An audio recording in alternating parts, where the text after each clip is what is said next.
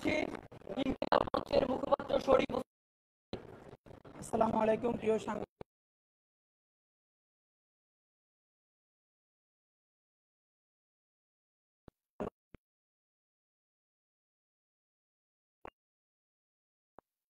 যেহেতু বাইরে বৃষ্টি এবং এর মধ্যে আমাদেরকে বলতে হবে আজকে যেটা অত্যন্ত গুরুত্বপূর্ণ যে আমরা প্রত্যাশা করছি আপনাদের মাধ্যমে প্রধান উপদেষ্টা নিজে আমাদের এই বার্তাগুলো শুনবেন সময় নিয়ে এবং প্রয়োজনে আমরা তার কাছে পৌঁছানোর ব্যবস্থা করব। কিন্তু আজকে আমরা সব কথা মাননীয় প্রধান উপদেষ্টাকে অ্যাড্রেস করতে চাই। সাংবাদিক ভাই ও বন্ধুরা, আপনাদেরকে জানাই যে আমরা ঘোষণাপত্র নিয়ে আসলে কোনো রিয়াক্ট করতে চাই নাই, কারণ বারবার বিভিন্ন বিষয়ে সংবাদ সম্মেলন করতে করতে আমরাও ভীষণ টায়ার্ড এবং আপনারা এভাবে ছুটে আসেন। একটা অ্যারেঞ্জ করা এটা অনেক ঝামেলার ব্যাপার, আপনারাও জানেন। কিন্তু গত দুদিনে আমাদের ইনবক্সে, আমাদের পেজে শত শত টেক্সট এসছে এবং সব থেকে যেটা গুরুত্বপূর্ণ, আমাদেরকে অগণিত শহীদ পরিবার আমাদের সাথে যোগাযোগ করেছে। তারা মনে করছেন যে তাদের হয়ে কিছু বলবার আমাদের আছে এবং তাদের কথাগুলো আমাদের মধ্য দিয়ে আমাদের জবানে তারা প্রধান উপদেষ্টার কাছে পৌঁছতে চান। এর কারণ এই ইন্টেরিমের একমাত্র ডক্টর ইউনূস ছাড়া অন্য কোনো উপদেষ্টাকে বর্তমান শহীদ পরিবার বা আপামর জনতা আর বাংলাদেশের বলে বিশ্বাস করতে পারেন না। এটা হলো বাংলাদেশের সব থেকে বড় সংকট। সুতরাং আমার পাশে আজকে শহীদ পরিবার দুজন বসবার কথা ছিল, প্রচন্ড জ্যামের কারণে তারা একটু দেরি হয়েছে। তো আপনাদেরকে আজকে আমরা যা বলছি, এটা বাংলাদেশের এই প্রায় ১৫০০ শহীদ, অগণিত আহত যোদ্ধা এবং বাংলাদেশের আপামর মানুষের প্রতিনিধিত্ব করে, আমরা গায়ের জোরে প্রতিনিধিত্ব বলছি না, আমাদের জবান মানুষের কাছে ম্যাচ করে কিনা এটা আপনারা নিশ্চয়ই সামাজিক যোগাযোগের মাধ্যমে তো এই রিঅ্যাকশনটা পাবেন। তো আপনাদেরকে একটু শুধু ঘোষণাপত্র নিয়ে আমরা অনেক বড় ফিডব্যাক দিব না। সবার আগে আপনারা বলি, আপনারা জানেন কোনো অরাজনৈতিক পাটাতন থেকে এই ঘোষণাপত্র ৩৬ জুলাইয়ের মধ্যে হতেই হবে।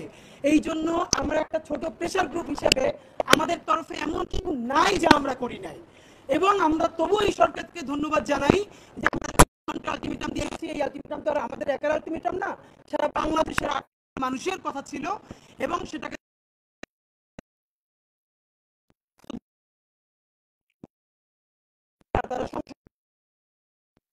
বৃষ্টির মধ্যে হাজার হাজার মানুষ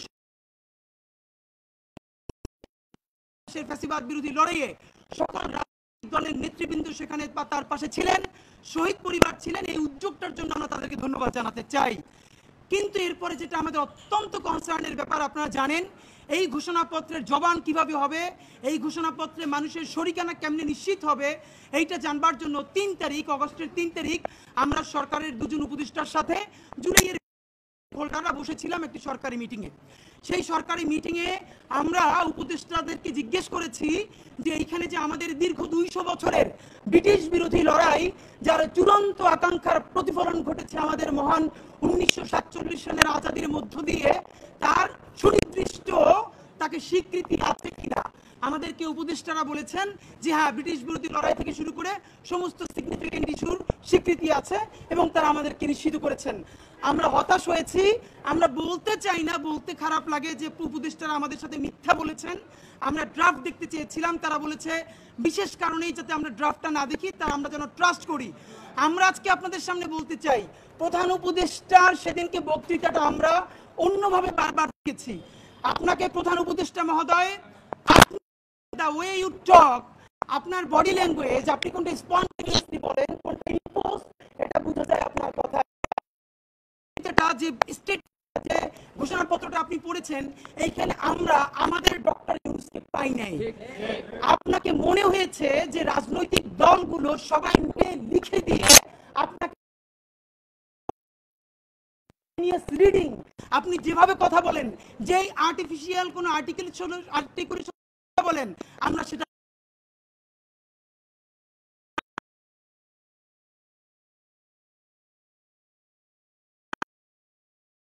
বারবার দেখেছেন। সরকারের কয়েকটা অংশ জন আমাদেরকে বলেছে যে বড় ২-১টা রাজনৈতিক দল তারা এই ঘোষণা প্রোগ্রামে অংশগ্রহণ করবে না। তাহলে সেই রাজনৈতিক দল বিএনপি, জামাত ইসলামী, এনসিপি সবাইকে প্রশ্ন করছি, আপনারা সবাই মিলেই কি ১৯৪৭ সালকে খারিজ করে দিয়েছেন? দুইজনে উত্তর দিতে হবে। ডক্টর ইউনূস সাহেব, আপনাকে বলতে হবে দীর্ঘ 200 বছরের লড়াই, সেই 200 বছরের কতগুলো ইভেন্ট, সেই পলাশী থেকে শুরু করে আমাদের সেই সিপাহী বিপ্লব, এরপর আমাদের কত কর্তা সত্তা, আমাদের কত জীবন, আমাদের পূর্বপুরুষ গাছের সাথে ফাঁসিতে ঝুলেছে এই আজাদির জন্য, আমাদের মঙ্গল পাণ্ডেরা, হাজী শরীয়তুল্লাহ, আমাদের তিতুমির, হাবিলদের রজবালি, তাদের রক্ত ঝরেছে, তার স্বীকৃতি আপনারা এখানে শুরু করেছেন। শুধু এটা বলে যে যেহেতু উপনিবেশবাদী লড়াইয়ের সুদীর্ঘকালের ধারাবাহিকতা, এই যে উপনিবেশবাদী সুদীর্ঘকালের লড়াইয়ের সুদীর্ঘকালের ধারাবাহিকতা, এই ধারাবাহিকতা থেকে যে রাষ্ট্র বাসনার প্রথম অর্জন 47, সেই 47-এর কে বিরোধিতা করেছে? করেছে 71-এর তারাও কি 1947 সালে রাষ্ট্রের কেউ বিরোধিতা করেছে? মোহাম্মদ আলী জিন্নাহর বোন ফাতেমা জিন্নাহ নির্বাচন করেছেন, তাকে ঘন্টা কাজ করেছে। মোহাম্মদ আলী জিন্নাহর মৃত্যুর পরে তারা গড়াগড়ি দিয়ে কেঁদেছে, অসমাপ্ত আত্মজীবনী পড়েন। তাহলে এই যে বাঙালি জাতীয়তাবাদের ন্যারেটিভ, যেই বাঙালি জাতীয়তাবাদ গল্প শুরু করে 71 থেকে, এর আগে 200 বছরের কোনো লড়াই নাই, যেই বাঙালি জাতীয়তাবাদ বলে যেখানে পাহাড়ি, বিহারি, বাঙালি, হিন্দু, মুসলিম, বৌদ্ধ, খ্রিস্টান সবাই মিলে বাঙালি হয়ে যাবে, এখানে আর কোনো জাতিসত্তার আর কোনো পরিচয় নাই, এই যে জাতিবাদী রাজনীতি, সবাইকে বাঙালি করে তোলা, সেই বাঙালি করে তোলবার সর্বনিকৃষ্ট ফলাফল হয়েছে শাহবাগের জঘন্যতম মব। সেই শাহবাগের জঘন্যতম মব দিয়ে এই বাঙালি জাতীয়তাবাদের নামে আমাদের দেশে বিচারিক হত্যাকাণ্ডকে সব থেকে বড় লেজিটিমেসি দেওয়া হয়েছে। অদ্ভুত, আমরা কি দেখলাম আমাদের এই ঘোষণাপত্রে সেই যে বাঙালি জাতীয়তাবাদের বয়ান, তারই মনে হয় যেন একটা কন্টিনিউশন করা হয়েছে, তার ধারাবাহিকতা রক্ষা করা হয়েছে। তাহলে এই বাঙালি জাতীয়তাবাদের বয়ান, যেই বয়ান মানুষকে জুডিশিয়াল কিলিং করতে পারে, গুম করতে পারে, খুন করতে পারে, হত্যা করতে পারে, এবং বিরোধী দলে ভোট দেওয়ার ফলে ধর্ষণ করলে তার পক্ষে আবার ন্যারেটিভ তৈরি করতে পারে, সেই বাঙালি জাতীয়তাবাদের বয়ানের জন্য তো হাজারো মানুষ জীবন দেয় নাই। ডক্টর ইউনূস সাহেব, আপনাকে স্পষ্ট বলতে হবে, এইটা কি আপনি লিখেছেন? এইটা লেখার কথা আসিফ নজরুল সাহেবের, উনি আইন উপদেষ্টা। তাহলে আইন উপদেষ্টাকে বলতে চাই, আপনি যে ড্রাফট করেছেন প্রত্যেকটা রাজনৈতিক দলের কাছে পাঠিয়েছেন,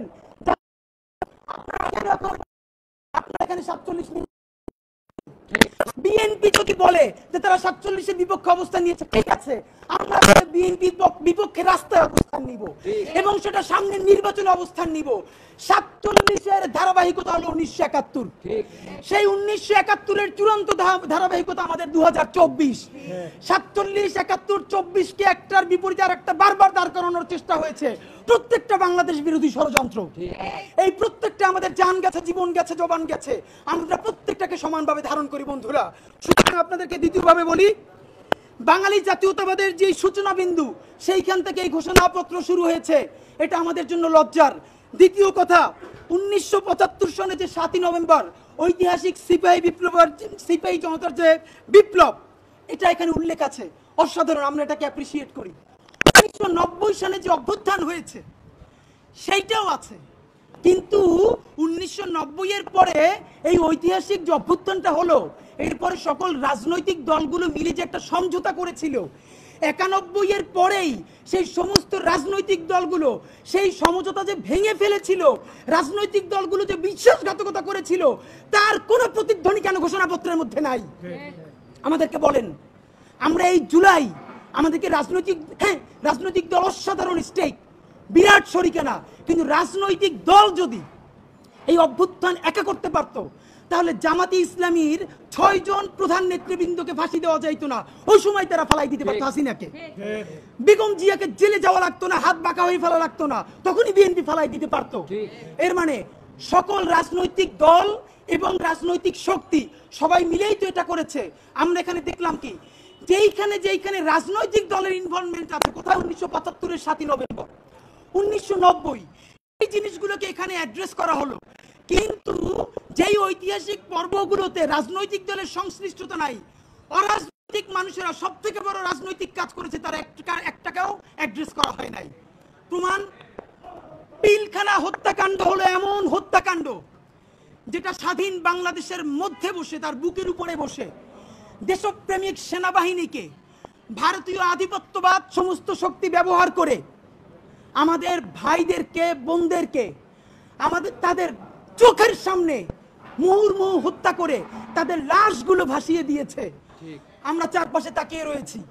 এই রকম আমাদের সামরিক বাহিনীর উপরে হত্যাকাণ্ড আপনারা পারলে বলেন তো 1971-এ পাকিস্তানও কোন ক্যান্টনমেন্টে এইরকম আক্রমণ চালাই আমাদের সামরিক বাহিনীর দেশপ্রেমিক অফিসারদেরকে মারতে পারছে কিনা আপনারা বলেন।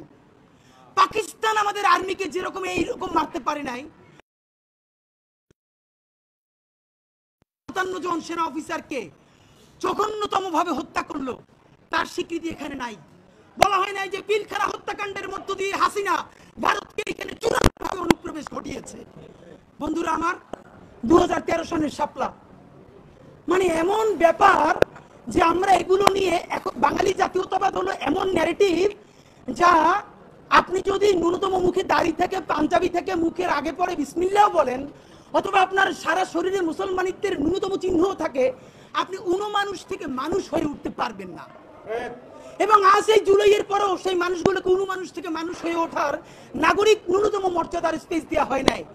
যেই শাপলা গণহত্যায় সারা ঢাকার মধ্যে রাতের আধারে প্রকাশ্য দিবালোকে গুলি চালিয়ে অগণিত মানুষকে হত্যা করা হলো এবং যেটার মধ্য দিয়ে ফজরের মধ্যে রক্ত ধুয়ে হাসিনা প্রথম শক্তি পেল যে যেকোনো গণহত্যা চালিয়ে ফজরের আগে রক্ত ধুয়ে আবার দেশ চালানো যায়, সেই গণহত্যার কোনো স্বীকৃতি নাই।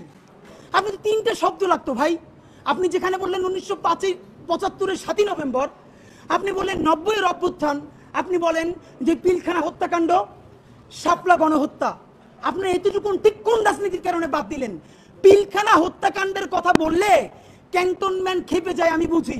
তো এই আন্দোলন কি ক্যান্টনমেন্ট করে দিছে? এই ঘোষণাপত্রের মধ্যে বলা হয়েছে সামরিক বাহিনী জনতার পক্ষে অংশ নিয়েছে, আপনারা আবারও তাদেরকে পক্ষে রাখার কথা বললেন। বরং বলা দরকার ছিল 5ই আগস্ট যখন ছাত্র জনতা পঙ্গপালের মতো গণভবনের দিকে জীবনের ঝুঁকি নিয়ে সবাই ছুটে এসেছিল, সামরিক বাহিনী দেশের শৃঙ্খলার স্বার্থে তাদের সামনে থেকে প্রতিবন্ধকতা সরিয়ে নিতে বাধ্য হয়। সামরিক বাহিনী নিজের অক্ষুণ্ণতা বজায় রাখার জন্য দেশপ্রেমিক জনতার সাথে মিলে যেতে বাধ্য হয়েছিল। নইলে এত অ্যাটম তার আগে নিয়ে এত যান কিভাবে যায়? অথচ আপনি তাকে স্টেক বানিয়ে দিলেন। তাহলে পিলখানার কথা বললে আর্মি খেপে যাবে, আপনি কি এই জন্য পিলখানার কথা বললেন না? শাপলার কথা বললে কেউ কোন বুদ্ধিজীবী এখন এই অভ্যুত্থানকে রাইট উইং অভ্যুত্থান বলে। কি রে ভাই, এই উপদেষ্টাদের মধ্যে একমাত্র উপদেষ্টা ছাড়া আর কে রাইট উইং এর? এখানে জাসদের আছে, কে নাই আমাকে বলেন। তাহলে কি রেজওয়ানা হাসান আপা, সাইদিয়া মুর্শিদ ওনাদেরকে এখন বোরকা পরাইয়ে দিয়ে রাইট উইং বানাই ফেলতে হবে? তাহলে তো উচিত তাদেরকে বোরকা সাপ্লাই দেওয়া।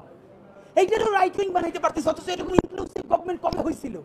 তা আপনাদেরকে বলতে চাই যে এই শাপলার এই যে যাত্রাবাড়ি থেকে শুরু করে আলেমরা সারা দেশে, আপনারা মিডিয়ার ভাইয়ের একটা ভিডিও কালকে দেখেছেন, আমরা এর আগে কেউ দেখি নাই। এতদিন